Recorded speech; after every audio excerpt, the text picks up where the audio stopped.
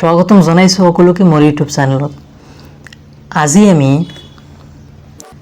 সেবা ক্লাছ 6ৰ বিজ্ঞানৰ তৃতীয় যেটো চেপ্টাৰ আছে, থাৰ্ড চেপ্টাৰ যেটো 3 নম্বৰ পাৰ্ট যেটো কি সুস্বাস্থ্যৰ বাবে খাদ্য, এই পাঠৰ প্ৰশ্নসমূহ অনুশীলনৰ প্ৰশ্নসমূহ ভালদৰে এটা কৈ চাম। তো ধ্যান দিবা, বেছি সময় নালাগে, 15-20 মিনিটৰ মাজতে আমি শেষ কৰিবলৈ চেষ্টা কৰিম, ঠিক আছে? আহা, ক্লাছ 6 সায়েন্স সুস্বাস্থ্যৰ বাবে খাদ্য অনুশীলনী প্ৰশ্নসমূহ কি। প্ৰথম প্ৰশ্নটো চোৱা, তলত দিয়া সমূহৰ পৰা অমিল বস্তুবিধ যেটো মিল নাই, 4টা দিছে, তাৰ মাজত যেটো বেলেগ হেতু কি বাছি বস্তুবিধ উলিওৱা আৰু ইয়াৰ কাৰণ দৰ্শোৱা, আৰু এইটো তুমি কিয় ভাবা যে এইটো বেলেগ বাকি কেইটাৰ পৰা হেতু লিখিব লাগে। তো চোৱা, প্ৰথম কি জোৱাৰ, বজৰা, ৰাগি আৰু বুট, 4টা দিছে ইয়াতে। প্ৰথমটো যেটো প্ৰশ্ন, এটাৰ উত্তৰটো হ'ব কি বুট, অমিল বস্তুটো হ'ল বুট। এতিয়া বুট কিয় হেতু চোৱা, জোৱাৰ, বজৰা আৰু ৰাগি হৈছে শস্য জাতীয়, জোৱাৰ, বজৰা আৰু ৰাগি হৈছে কি শস্য জাতীয়, যাক শস্য শ্ৰেণীত ৰখায়। ইয়াক যেতিয়া আমি বিভক্তি কৰোঁ, ভাগ কৰোঁ, তেতিয়া শস্য শ্ৰেণীত ৰাখা হয়। কিন্তু বুট এবিধ ডাল শস্য, বুট যেটো ইয়াৰ যেটো গছ হয় সেইটো ডাল জাতীয় হয়, সেই বুটটো হয় তোমাৰ ডালত ধৰে, ঠিক আছে? সেইকাৰণে বুটটো হ'ল ডাল জাতীয়, সেইকাৰণে বাকি কেইটাতকৈ বেলেগ, এইটো আমাৰ এনসাৰটো হৈ যাব বুট যেটো। ৰাজমা, বুট, সয়াবিন আৰু চাউল, ইয়াতো 4টা দিছে। এতিয়া ৰাজমা, বুট, সয়াবিন আৰু চাউলৰ অমিল বস্তুটো হ'ল চাউল। এতিয়া চাউলটো কিয়, ৰাজমা, বুট, সয়াবিন এই তিনিওটা তোমাৰ কি আছিল ডাল জাতীয়। এতিয়া চোৱা, ৰাজমা, বুট, সয়াবিন ডাল শস্য, কিন্তু চাউল হ'ল ধান জাতীয় শস্য, ডাল নহয়। চাউলটো ধান জাতীয় শস্য হোৱাৰ কাৰণে বেলেগ হৈ গ'ল। তেনেহ'লে বি যেটো এনসাৰ হ'ব কি হৈ যাব, চাউল হৈ যাব। এতিয়া চোৱা 2 নম্বৰ প্ৰশ্নৰ চোৱা, এতিয়া 2 নম্বৰ প্ৰশ্নটো কি হৈছে, ভাৰতবৰ্ষৰ পুৰণি আৰু আধুনিক ৰন্ধন প্ৰণালীৰ তুলনা কৰা। মানে আগৰ দিনত কেনেকৈ ৰন্ধা বঢ়া কৰিছে আৰু মডাৰ্ণ যেটো সিস্টেম আছে এতিয়া কেনেকৈ ৰন্ধা বঢ়া কৰে, সেইটো দুটাৰ মাজত কি তুলনা কৰিব লাগে। ভাৰতবৰ্ষৰ পুৰণি আৰু আধুনিক ৰন্ধন প্ৰণালীৰ তুলনা তলত কৰা হৈছে। ভাৰতবৰ্ষৰ পুৰণি ৰন্ধন প্ৰণালী কি, মাটি বা পিতলৰ পাত্ৰত শিল, পটা আৰু ঢেঁকী ব্যৱহাৰ কৰি খাদ্য প্ৰস্তুত কৰিছিল, কিন্তু সময় বেছি লাগিছিল। এইবোৰ কি ব্যৱহাৰ কৰিছিল, মাটি বা পিতলৰ পাত্ৰত শিল, পটা আৰু ঢেঁকী এইবোৰ ব্যৱহাৰ কৰিছিল, আৰু এইবোৰত কি সময় বেছি লাগিছিল। কিন্তু মডাৰ্ণ যেটো সিস্টেম, ভাৰতবৰ্ষৰ আধুনিক ৰন্ধন প্ৰণালী মডাৰ্ণ যেটো সিস্টেম কি gas stove, air fryer, pressure cooker আৰু বৈদ্যুতিক গ্ৰাইণ্ডাৰ ব্যৱহাৰ কৰি কম সময়ৰ ভিতৰত আৰু সুবিধাজনকভাৱে ৰন্ধন কৰা হয়। আগত কি ব্যৱহাৰ কৰিছিল, মাটি, পিতল এইবোৰৰ সামগ্ৰী ব্যৱহাৰ কৰিছিল, আৰু আজিকালি জেনেৰেলি ইলেক্ট্ৰিচিটি দি ইউজ কৰা হয়। আৰু গেছ ষ্টভ, এয়াৰ ফ্ৰায়াৰ কৈছে, প্ৰেছাৰ কুকাৰ কৈছে, এইবোৰত কি সময় বহুত কম লাগি যায়, অলপ সময়ৰ মাজতে হৈ যায়, ঠিক আছে?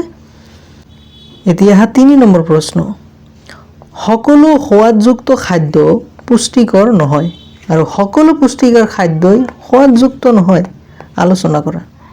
ষ্টেটমেন্টটো কি দিছে, সকলো সোৱাদযুক্ত খাদ্য পুষ্টিকৰ নহয় আৰু সকলো পুষ্টিকৰ খাদ্যই সোৱাদযুক্ত নহয়, এটা আলোচনা কৰিব লাগে। এতিয়া চোৱা, সকলো সোৱাদযুক্ত খাদ্য পুষ্টিকৰ নহয় আৰু সকলো পুষ্টিকৰ খাদ্য সোৱাদযুক্ত নহয়।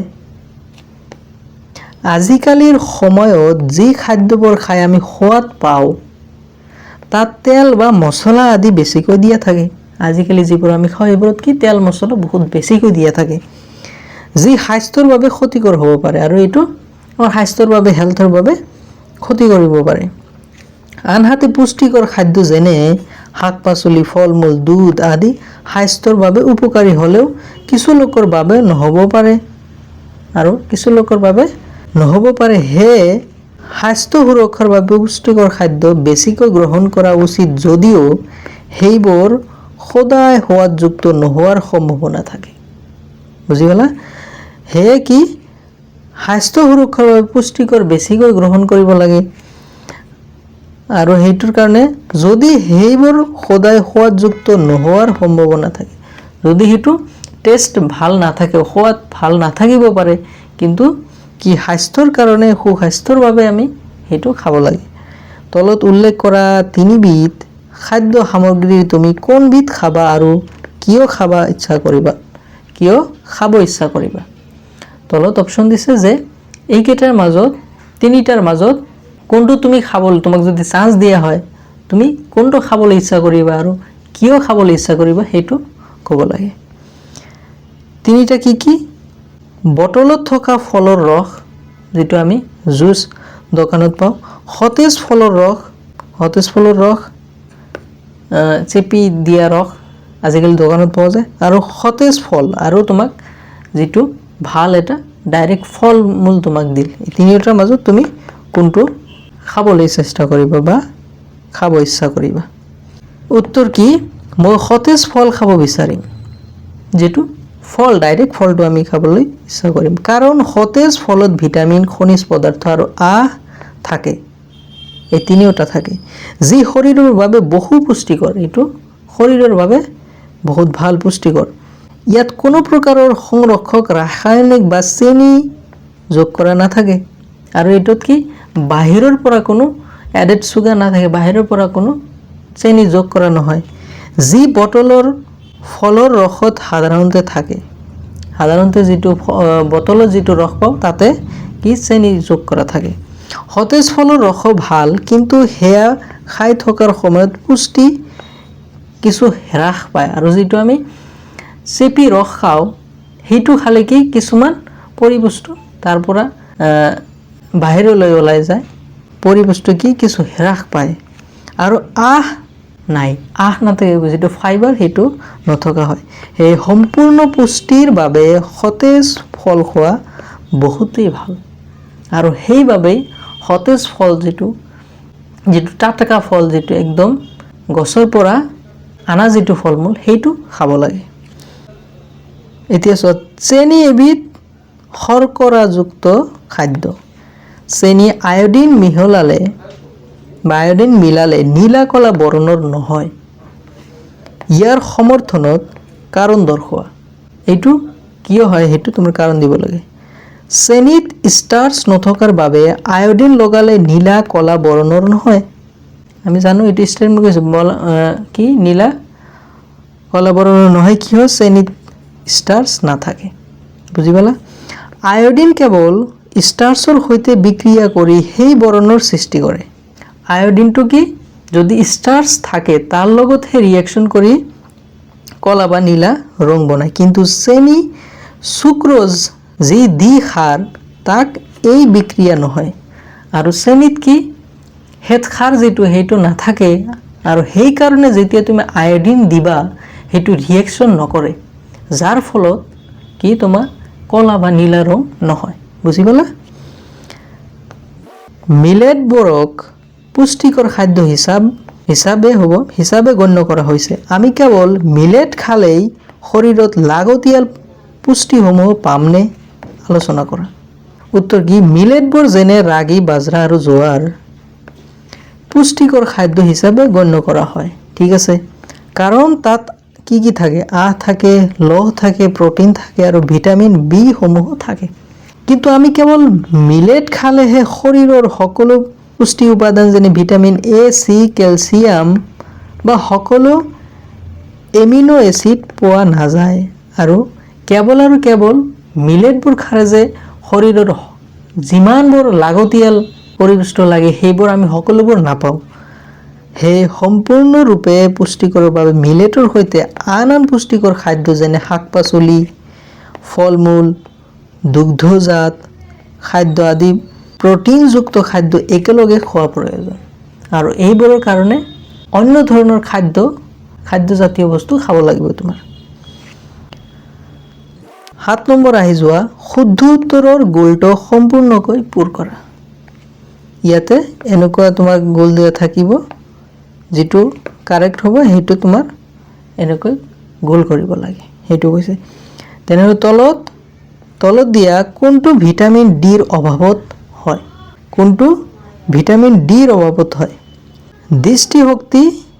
দৃষ্টিশক্তি কমি যোৱা বেৰি স্কাৰ্বি আৰু ৰিকেট ভিটামিন ডিৰ অভাৱত তেনেহলে ভিটামিন ডিৰ অভাৱত হ'ব কি ৰিকেট এনসাৰটো হৈ যাব তোমাৰ ডি নম্বৰটো ঠিক আছে এনেকুৱা অপচন থাকিলে এটো তোমাৰ কলা কৰি দিলে হল এতিয়া নেক্সট আহি যোৱা তলত দিয়া কোনটো ৰোগ ভিটামিন সিৰ অভাৱত হয় ভিটামিন সিৰ অভাৱত আমি জানো যে ছালৰ বেমাৰ হয় দৃষ্টিশক্তি কমি যোৱা স্কাৰ্বি ৰিকেট আৰু ৰক্তহীনতা এইকেইটাৰ মাজত কি স্কাৰ্বিটো তোমাৰ ছালৰ বেমাৰ হয় তেনেহলে এনসাৰটো আমাৰ এইটো এনসাৰটো দিছে সি নম্বৰটো আমাৰ এনসাৰ হৈ যাব ইয়াতে এনেকুৱা অপচন থাকিব কলা কৰি দিলে হল এতিয়া আহি যোৱা তলত দিয়া কোনটো ভিটামিন এৰ অভাৱত হয় চাৰিটাৰ মাজত ভিটামিন এৰ অভাৱত কোনটো হয় দৃষ্টিশক্তি কমি যোৱা হাড় আৰু দাঁত ক্ষয় যোৱা বেৰি আৰু স্কাৰ্বি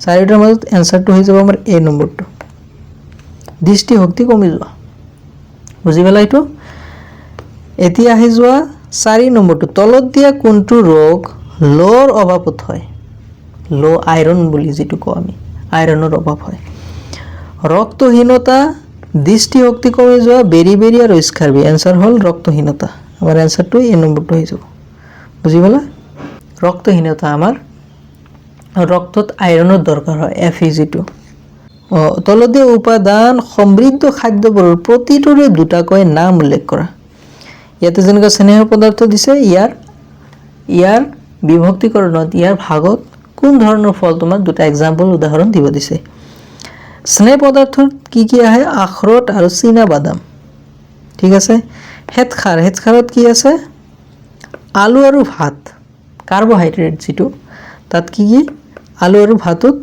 বহু সকলোতকৈ বেছি পৰিমাণে কাৰ্বোহাইড্ৰেট থাকে হেতখাৰ থাকে আজাতীয় খাদ্য ইয়াতে কি গোটা শস্য আৰু হেউজিয়া শাক-পাচলি আহাজাতীয় ফাইবাৰ যেটো আৰু হল প্ৰটিনত কি মটৰ আৰু বাদাম এইবোৰত প্ৰটিন থাকে বেছিকৈ বুজি পালা তো এয়াই আছিল আজি নেক্সট ভিডিওত আমি নতুন এটা চেপ্টাৰ ভালদৰে প্ৰশ্নসমূহ চাম যদি কোনো ধৰণৰ ডাউট থাকে তোমালোকে কমেন্টত জনাবা আজিৰ কাৰণে ইমানেই ধন্যবাদ